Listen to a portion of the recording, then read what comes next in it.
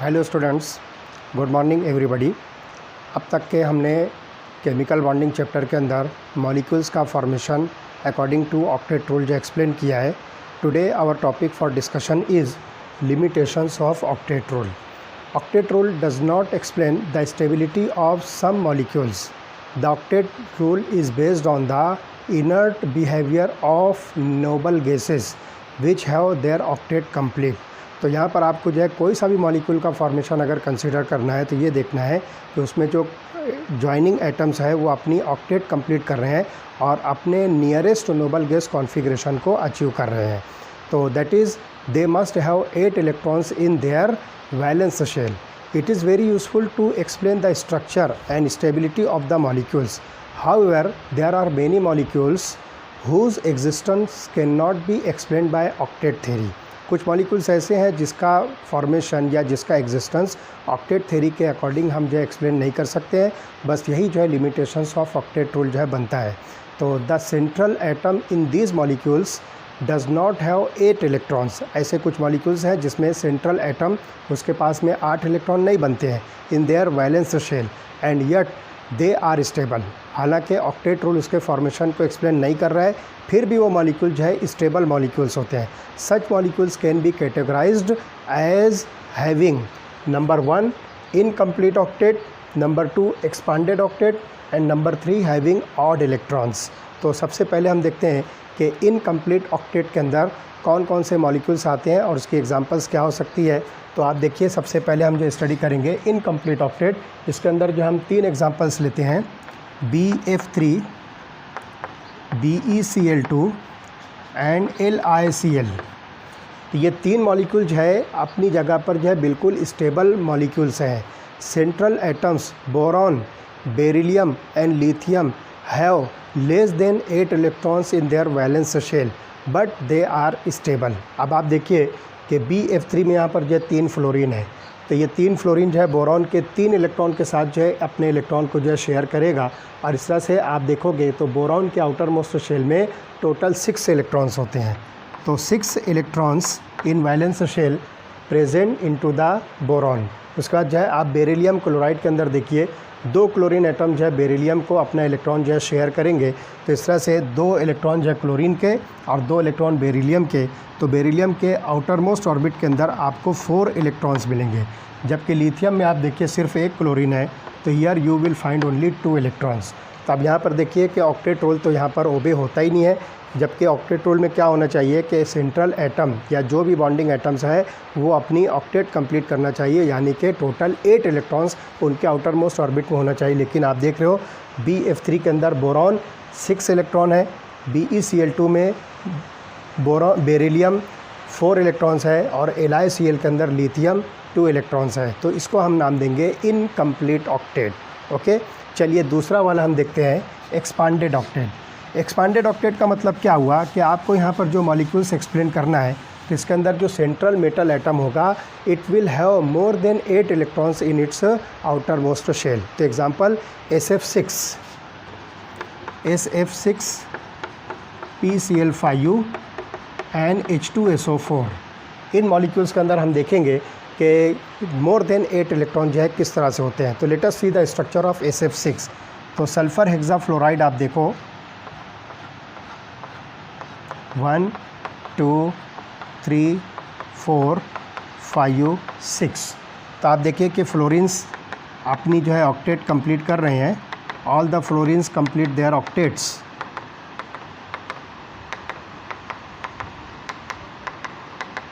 आप देखिए 6 इलेक्ट्रॉन्स और उसके बाद ये बॉन्डिंग इलेक्ट्रॉन जो है 2 इलेक्ट्रॉन, ये काउंट कीजिए। तो फ्लोरीन के पास 8 इलेक्ट्रॉन हो रहा है, लेकिन सल्फ़र के पास आप देखिए 1 2 3 4 5 6 बॉन्ड्स हैं और एक बॉन्ड जो है 2 इलेक्ट्रॉन हम कंसिडर करेंगे। तो 6 × 2 = 12 इलेक्ट्रॉन। तो यहाँ पर सल्फ़र के पास में आपको 12 इलेक्ट्रॉन्स मिलेंगे। तो आप देखिए it is more than 8, so it is expanded octet. इसी तरह से PCl5U मॉलिक्यूल देखिए, फास्फोरस पेंटाक्लोराइड।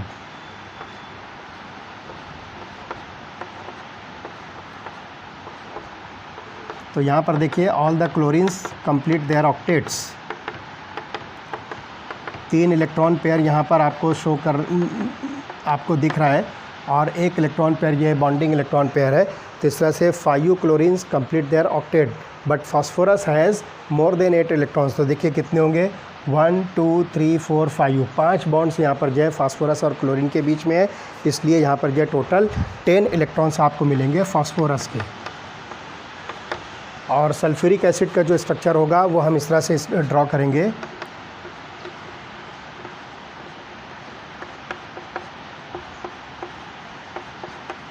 तो आप देखिए हाइड्रोजन की डुप्लेट ऑलरेडी कंप्लीट हो रही है। इस ऑक्सीजन के अंदर देखिए 2 बॉन्ड्स यहाँ पर मौजूद है, मतलब 4 इलेक्ट्रॉन्स आप इस तरह से शो कर दीजिए, ये दोनों सेम हो गए। उसके बाद आप देखिए कि ये ऑक्सीजन जो डबली बॉन्डेड है, मतलब टोटल 4 इलेक्ट्रॉन्स यहाँ पर इसके ऑलरेडी बिजी है। अब 4 इलेक्ट्रॉन आप यहाँ पर इस तरह से शो कर दीजिए, ये 2 ऑक्सीजन के भी शो कर दीजिए। तो इस तरह से हाइड्रोजन अपनी डुप्लेट कंप्लीट कर रहा है, चारों ऑक्सीजन अपनी ऑक्टेट्स कंप्लीट कर रहे हैं, लेकिन सेंट्रल एटम जो सल्फ़र है इसके पास में टोटल 12 इलेक्ट्रॉन्स है। कैसे होते हैं देखिए, इसकी बॉन्डिंग आप जो कंसिडर कीजिए 1 2 3 4 5 6, टोटल 6 बॉन्ड्स है, मतलब 12 इलेक्ट्रॉन जो आपको सल्फ़र में मिलेंगे। तो सल्फ़र के आपको जो है 12 इलेक्ट्रॉन्स आपको मिलते हैं। तो इस तरह से ये जो है एक्सपांडेड ऑक्टेट हुआ। तो ये मॉलिक्यूल्स अपनी जगह पर स्टेबल मॉलिक्यूल्स हैं, लेकिन इनका फॉर्मेशन और इनकी स्टेबिलिटी जो है ऑक्टेट रूल एक्सप्लेन नहीं करता है।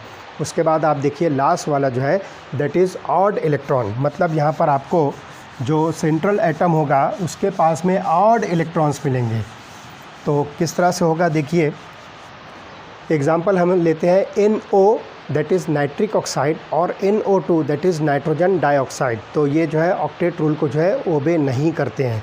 तो आप देखिए NO that is nitric oxide, तो आप इसका जो स्ट्रक्चर देखिए, नाइट्रोजन जो सेंट्रल एटम होगा तो nitrogen is doubly bonded with oxygen.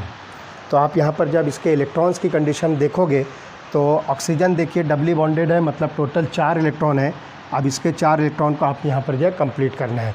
अब आप देखिए कि नाइट्रोजन इसके पास में आउटर मोस्ट ऑर्बिट में जो है टोटल 7 इलेक्ट्रॉन्स है। तो 7 में से आप यहाँ पर देखिए कि 2 इलेक्ट्रॉन ऑलरेडी बिजी, 4 इलेक्ट्रॉन यहाँ पर ऑलरेडी बिजी हैं। 2 इलेक्ट्रॉन यहाँ पर शो कीजिए, ये हो गया 6 इलेक्ट्रॉन, और 1 इलेक्ट्रॉन यहाँ पर जो है ऑड नंबर में आपको जो है दिख रहा है। तो ये ऑड इलेक्ट्रॉन ऑक्टेट जो है आपको दिखेगी, जिसमें सेंट्रल एटम जो है आप देखोगे कि नाइट्रोजन के सराउंडिंग में यहाँ पर आप देखिए टोटल 4 इलेक्ट्रॉन्स हो गए, ये 2 कितने हो गए, 4 और 2 6 और 1 7। तो नाइट्रोजन हैज़ 7 इलेक्ट्रॉन्स।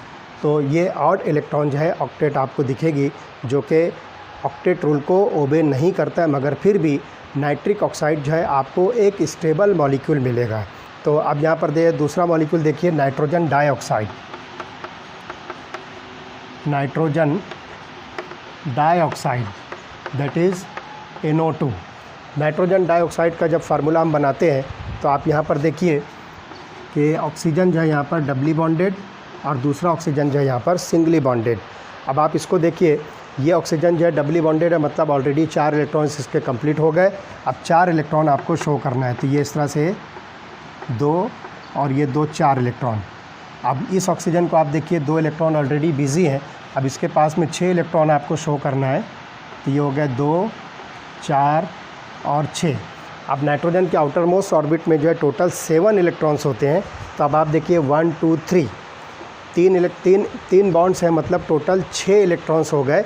अब 1 इलेक्ट्रॉन इसका जो है बचता है, तो देखिए ये ऑड नंबर में है। तो यहाँ पर आप लिखोगे नाइट्रोजन के पास में टोटल 7 इलेक्ट्रॉन्स होते हैं। So they do not obey the octet rule. So octet rule fails to explain the difference in the energies of the molecules, though all the covalent bonds form in an identical manner, that is by sharing a pair of electron. The rule fails to explain the difference in the reactivities of different molecules. तो इस तरह से यहाँ पर जो है हम जो है ऑब्जर्व्ड शेप और ज्योमेट्री यहाँ पर जो है मॉलिक्यूल की ऑक्टेट रूल के अकॉर्डिंग एक्सप्लेन नहीं होती है, तो हम इसको नाम देंगे odd electrons. So these are the 3 limitations of octet rule, that is incomplete octet जिसमें central atom less than 8 electrons है, एक्सपांडेड ऑक्टेट जिसमें central atom more than 8 electrons है, और ऑड इलेक्ट्रॉन जिसमें सेंट्रल एटम के पास एक सिंगल इलेक्ट्रॉन जो है बचता है। जैसे कि आप यहाँ पर देख रहे हो नाइट्रोजन में इलेक्ट्रॉन पेयर नहीं है बल्कि ये एक सिंगल इलेक्ट्रॉन है। इसी तरह से यहाँ पर भी देखिए इलेक्ट्रॉन पेयर नहीं बल्कि सिंगल इलेक्ट्रॉन है। इस तरह से this is about the limitations of octet rule. Okay.